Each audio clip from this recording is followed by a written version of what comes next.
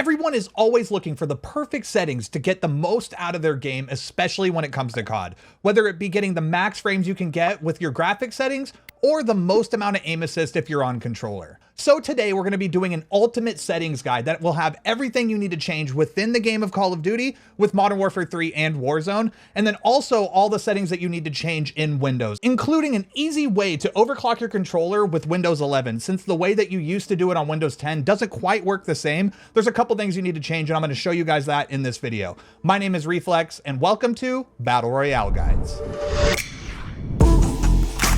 So to start it off, we're going to be going over all the graphic settings. I'm going to go over these pretty quick. So if you guys feel like I'm going a little too fast for you, you can always pause it and try to copy the settings I'm using. With these settings, I've honestly gotten the most amount of frames I could possibly get. I think I'm running a lot of mostly everything low, but I want to go through everything just so you guys can copy what I have and then see how it works on your PC. So first up, we're going to be doing with your display mode, just full screen exclusive. That's honestly the best you can get to just get the most amount of frames. If you do it full screen borderless, it has like a little bit of, it feels a little weird. It doesn't feel the same as full screen exclusive. So you're definitely going to want to stick with full screen exclusive if you're trying to get the most amount of frames. Display monitor is just your main monitor. Mine says AVT GC573. Yours will probably say something else depending on what monitor you have. Mine says this because that's my capture card. For your display adapter, it's going to be your GPU. So just make sure to set it to your GPU. Mine's Nvidia GeForce RTX 4080. Screen refresh rate, you always want to have this set to the highest possible. We're going to go over some settings later within Windows on your control panel within Nvidia. If you have an Nvidia graphics card, that'll say it's going to prefer your maximum refresh rate. So like if you had it set to auto, it will set it to that. But for the most part, you just want to set it to the highest number possible on here. Display resolution, whatever your native resolution is for your monitor. Mine's a 1080p monitor, so that's just what I have mine set to. Aspect ratio, we're going to be doing automatic. Once you get done with changing a lot of your settings, you're going to want to go to this and restart shaders. And you're just going to want to start those over just to make sure that your game's running as good as it possibly can. Display gamma 2.2. Brightness, I think I have this set to 55. Yeah, 55. Constrained mouse to game window. I'm playing on controller, so I don't need that. The Nvidia Reflex low latency, I have it on plus boost. It just kind of makes it so that there's like the least amount of input delay as possible. Eco mode preset custom, VSync off, VSync menus off, custom frame rate unlimited. And I have this just because I like having the most amount of frames I possibly can. Menu render resolution set to native, so it's just going to be 1080p. Pause game rendering off, focus mode 90. So this is where like all the stuff that's going to really affect your frames are in quality. So I'll go a little bit slower just so you guys can keep up. But like I said, if you guys think I'm going too fast, you guys can just pause it and check it out after. So for the upscale and sharpening, I've run a couple of different ones. I've done the Fidelity FX cast. And while I think this one definitely looks the best, Nvidia DLSS with ultra performance and then 100%. That's kind of where I've found to have the most amount of frames. With my current build, I'm never going below 240, which is where my monitor refresh rate is. And so that's kind of what I want to keep it at. I do have to say the Nvidia DLSS with ultra performance, when you're like flying into the map, it does look slightly blurry, but once you're on the ground and everything, you don't really notice it, and it does look pretty sharp. Path tracing plus ray construction, I have this set to off. VRAM scale target set to 90. Texture resolution, I have set to low. Texture filter and anisotropic low. Depth of field off. Detail quality level low. Particle resolution low. Bullet impacts on. Persistent effects off. Shader quality low. On-demand texture streaming, I have that set to on. This, I think I've seen some people set to off, but honestly, I haven't really noticed a difference between turning it on and off, so I just keep it on. Local texture streaming quality normal, shadow quality very low, screen space shadows low, ambient occlusion off, screen space reflection set to off, static reflection quality low, tessellation near, volumetric quality low, deferred physics quality low, weather grid off, water quality off. So as you can see, I'm running mostly low settings. The game still looks pretty good with these settings. It's just, I'm trying to get the most amount of frames as I possibly can. I like to have max frame rate, lowest amount of input delay. So that's kind of what I've been going for. So if that's what you guys are going for, definitely try to copy these settings and see how it works for you. All right, so going into view, field of view is kind of personal preference. I like to stay above 100. 110 has kind of felt like the sweet spot to where you can kind of see a lot of stuff, but it's also not like ultra wide like on 120. And then within the ADS field of view, you want to set this as affected. What this does is it kind of makes it to where you're basically, your visual recoil when you're shooting your gun looks a lot less when you're using affected. Third person field of view, I have set to 90. Vehicle field of view set to wide. And also I skipped this, sorry. Weapon field of view is also set to wide. World motion blur, turn this off because it kind of just makes things blurry when you're spinning and you don't want that. Weapon motion blur also off. Film grain 0, and then the first person camera movement, third person camera movement, and we're gonna have those set to 50% as the least. Third person ADS transition, third person ADS. Spectator camera, games perspective. This is stuff that doesn't really matter. Inverted flashbang, if you want to make the flashbang be dark instead of super bright, you can turn this on. But yeah, that's all for the graphic settings. Basically, like I said, all this stuff is just going to be making sure that you get the max amount of frames with the lowest amount of input delay. Okay, so moving on to the controller settings, we're going to be setting the aim input device obviously as controller. Edit button, I have it set to tactical. I like being able to drop shot with my thumbstick. I've always done that ever since like COD 4, so that's kind of what I've stuck to since then. This is my favorite button layout. You can do other things if you want, but honestly, this is just kind of personal preference, but tactical is the button layout that I use. Bumper ping I have set to off. Flip the triggers off. The stick layout is set to default. Controller vibration off. Okay, so moving on to the dead zones, these are pretty important. For your left stick and right stick minimums, you want to set this the lowest possible that you can without having stick drift. You can even do one less so that you have slight amount of stick drift, but you basically want to have this as low as possible just so that as soon as you touch your thumbstick, it's gonna react instead of like having kind of a high dead zone where you have to move it a little bit further just to get it to work. And then the left stick max. So this is your movement stick. I have it set to 70. And the reason you want to do this is so that you only have to move your stick 70% to like all the way for it to be at its max amount of movement. And the reason you do this is because you're basically going to get a max amount of rotational aim assist once you hit that 70% threshold. So it gives you a little bit of wiggle room in between 2 and 70 to where you can like still have the ability to slow walk and everything. But once you hit 70, it's going to be a lot quicker and you're going to have rotational aim assist at its max amount possible a lot sooner than as if you had it at 99.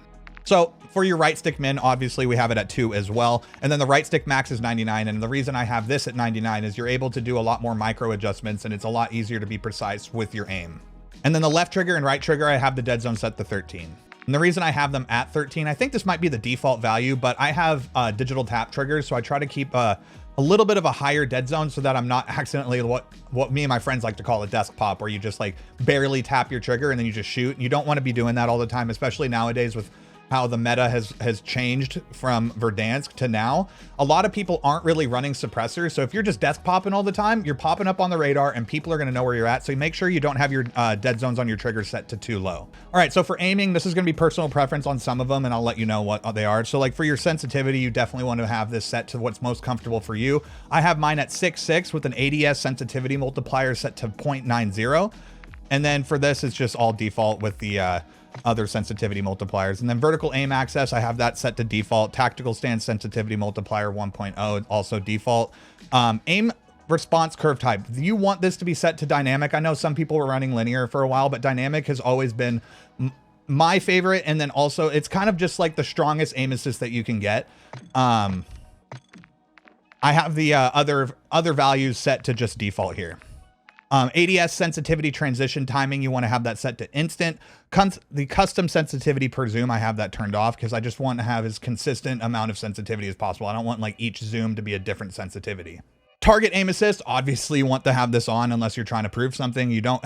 If you're just playing, you definitely want to have this turned on. Aim assist type, I have it set to default. You can have it on Black Ops. I know some people do run Black Ops, but for the most part, I've just been running default ever since this Warzone 3 and Modern Warfare 3 came out, and it just felt the best to me. Third person ADS correction type assist. Motion sensor behavior off, and this is basically if you have a PS5 controller, you can use like your gyro to aim, and I just don't like that. It just will throw things off. And as for gameplay, this is going to be some personal preference. I would say that these settings that I'm running right now are probably the best in terms of just overall like handling and how the game feels. But if you guys want to change a couple things in here, that's totally fine. It's up to you. So automatic sprint, I have it on auto tac sprint for a little bit. This was broken, but they patched the bug, so it's fine now. Slide maintain sprint, I have this turned off. Auto move forward off. Tactical sprint behavior, single tap run. Grounded mantle is turned on. Automatic airborne mantle is off. Automatic ground mantle and hang is turned off. Slide behavior is slide only. You can set this to hybrid. This is another one of those personal preference things. I don't really use the dive, and I always found myself when I was on hybrid accidentally just diving all the time. So I just kind of took that out of the mix and just went with slide only. So I can't dolphin dive with this setting turned on, but I just don't really use it enough to even like justify having that setting turned on. Plunging underwater is set to trigger. Parachute automatic behavior turned off. This basically makes it to where you can land really, really low and pull your chute super late. I would say a lot of the people that, we're just going to say all the streamers, they have this turned off. Sprinting door bash is turned on. Ledge climb behavior is set to movement based. Combat behaviors, aim down sight behavior, hold. Change zoom activation, sprint / tactical sprint / focus. Equipment behavior, hold. Weapon mount activation, ADS plus melee. Weapon mount exit delay is medium. Tactical stance activation, ADS plus the down button. Tactical stance behavior on toggle. Interact / reload behavior is prioritize interact, and this is kind of my favorite one to run. You're basically prioritizing to pick things up, but if you hold your interact button, it'll make sure that you're reloading if you're holding the button. Armor plate behavior, you want to have this set to apply all. ADS stick swap, I have that turned off. Backpack control, directional buttons. Depleted ammo weapon switch is turned on. Quick C4 detonation, I have it set to grouped. Manual fire behavior, I have that set to press. Akimbo behavior is independent, so that means your left and right trigger when you have it out is your left triggers for your left gun, right triggers for your right gun. Vehicle camera recenter, I have that set to short delay. Camera initial position is free look. Lean out activation is melee. Scoreboard map and stats behavior is set to toggle. Ping wheel delay is moderate. Double tap danger ping delay is moderate. Wheels behavior is set to hold. And so that's going to do it for the controller settings. Like I said, some of them are personal preference, but I tried to make sure to let you guys know which ones were personal preference and which ones you absolutely needed to run for your game to feel the best. Okay, moving on to your Windows settings you want to change. There's not a lot to change here. I'm going to go over one that's just like overall what you should have set up. And then I'm going to do something for mouse and keyboard players. So let's start off with, in your Windows search bar, you want to go to game mode. And you just want to turn game mode on. This optimizes your PC for basically gaming. That's just kind of what it does. It optimizes your PC for play by turning things off in the background. And that's just, you know, something that really helps out. Honestly, I felt like Windows 11 has just like absolutely made gaming feel a lot better on PC. Going from Windows 10 to Windows 11, I've gotten a lot more frames. I think it was like 20 to 30 more frames on Windows 11. So everything feels like it runs a lot better. So make sure to turn game mode on. And then next up, you're going to want to change something for your mouse. So we're going to go into our mouse settings. Inside the mouse settings, we're going to go to mouse pointer. Inside the mouse pointer settings, you're going to want to go to the additional mouse settings. And this will bring up this little window. And then you're going to want to go to pointer options. Inside pointer options, see how I have enhanced pointer precision turned on? You're going to want to turn that off, hit apply, and then hit OK, and it'll close. Basically what this does is it makes it so that like, as you move your mouse, it's going to be always your constant sensitivity, instead of like if you move your mouse way faster, it's going to like ramp up the acceleration to getting to that speed. And so it kind of will throw you off if you're on mouse and keyboard. So you want to make sure that your enhanced pointer precision is turned off. Okay, so next up, we're going to be going over how to overclock your controller within Windows 11. And this is if you're running a PS5 controller, because this is the one that can get to 8,000 polling rate with an under 1 millisecond input delay. And what you want to do first is go to github.com/lordofmice/HID-USBF.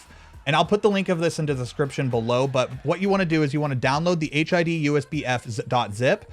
You're going to want to extract that. And once you extract that, you can extract it anywhere you want on your PC, anywhere that you're going to find it and use it. And then once you're in there, you want to go to driver. And inside driver, you'll go to setup. And this will pop up. You just click yes. I'm going to do the drop down for with HID USBF, and it'll show the one thing that I have overclocked, and that is my controller. But what you're going to want to do is go to all, and you're going to want to find your controller. So in here, mine says audio endpoint headset microphone, and it's the DualSense Edge wireless controller.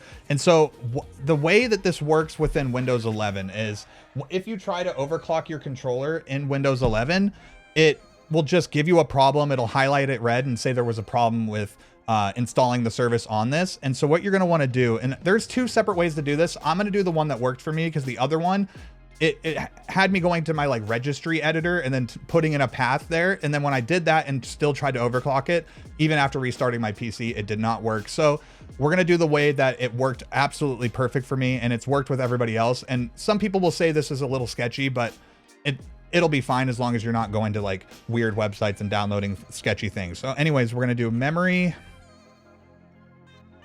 integrity. And it'll be in your Windows security.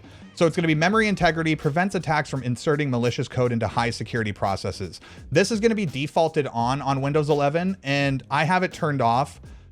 My PC is literally strictly for gaming, so I don't really do anything that makes me feel a little sketched out about this, but I do want to put a warning that this does make your PC a little bit more vulnerable to viruses if you have this turned off. And this is a new setting within Windows 11, I believe. So it hasn't been there before, and I never had a problem before, so I just turned this off.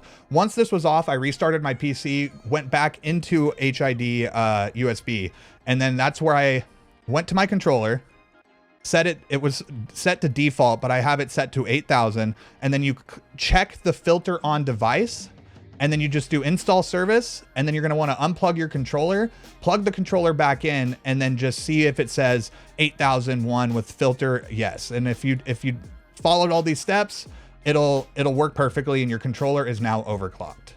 Okay, so next up, we're going to be doing our Nvidia control panel settings. If you have an Nvidia GPU, this will be for you guys. You want to go down to your Nvidia thing right down here and go to your Nvidia control panel. It'll pull up this window. Sometimes it'll be on that something else, but the last time I had this open, it was on manage 3D settings, but this is where you want to be. So within here, you want to just basically copy the settings I have. I'll just read them out to you. And then if you guys think I'm going too fast, you can pause it. But image scaling, I have that set to off. Ambient occlusion set to off. Anisotropic filtering. I am so terrible with that word. Sorry. Application controlled. Anti-aliasing FXAA turned off. Anti-aliasing gamma correction is turned on. Anti-aliasing mode is set to application controlled. Anti-aliasing transparency is off. Background application max frame rate is turned off. CUDA GPUs all. CUDA system fallback policy is set to driver default. DSR factors off. Low latency mode, I have that turned off. You can turn this on if you feel like you want to get even less input delay, but I say within Call of Duty using your Nvidia Reflex on plus boost, low latency mode, that gets you to where you want to be pretty much. Max frame rate is turned to off. Multi-frame sampled AA, MFAA is set to off. OpenGL GDI compatibility is auto. Your OpenGL rendering GPU is auto select. Power management mode, I have this set to prefer maximum performance. Preferred refresh rate is set to highest available. Shader cache size set to default. Texture filtering on. Texture filtering negative LOD bias is allowed. Texture filtering quality is set to high performance. You can have it on performance if you want to, but high performance is where I've landed on. Texture filtering trilinear optimization is set to on. Threaded optimization is set to auto. Triple buffering off. Vertical sync, use the 3D application setting, but we had that turned off within the game. Virtual reality pre-rendered frames is set to 1. Virtual reality variable rate super sample is off. And then Vulkan OpenGL present method is set to auto. And then in here, configure surround PhysX. I have the PhysX settings set to processor. Auto select is recommended, and that's just what I've stuck with.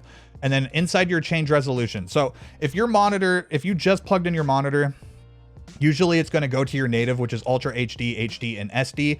And this right here, this setting will be locked to 60 Hertz. So what you want to do is you want to scroll down to PC and then go to your native resolution here. That way you can set your refresh rate to the highest possible refresh rate for your monitor. And I say make sure to check this, even if you already thought you had it set to the highest possible. I do have to say that this does get changed sometimes. Like, I used to have 2 monitors on my gaming PC, but I switched to both my other monitors only on my stream PC, and then my main monitor is only on my gaming PC. So I only have 1 monitor. But what I did was I unplugged the second monitor, and what that did is it automatically set my main monitor back up to the native resolution up here in the Ultra HD, and then set it to 60 Hertz. And so I was on 60 Hertz for a game. I'm like, why does this feel so weird? So basically setting your monitor's refresh rate to the highest possible here will basically just make it to where it will automatically select that within the game. But you just want to make sure that it did not change here. So those are all the settings that you're going to need to up your game within Modern Warfare 3 and Warzone. If you guys enjoyed today's video, please be sure to leave a like on it, as that's the #1 way to help us grow, and it pushes this video to other people so it can help them out as well. As always, I hope you guys all have an amazing day, and I will see you in the next video. If you guys want to see more Modern Warfare 3 and Warzone content, make sure to check out the video that's on the screen right now.